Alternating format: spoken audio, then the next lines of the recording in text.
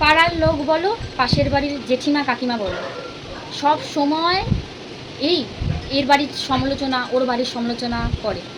নিজের সংসারটার দিকে তাদের ধ্যান নেই।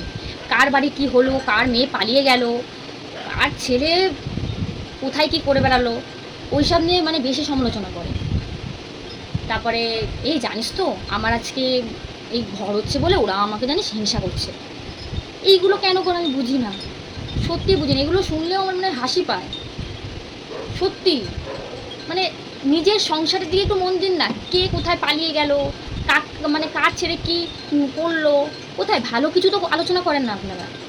কোথায় মানে মাধ্যমিকে ভালো রেজাল্ট করেছে সেই সব নিয়ে আলোচনা করুন।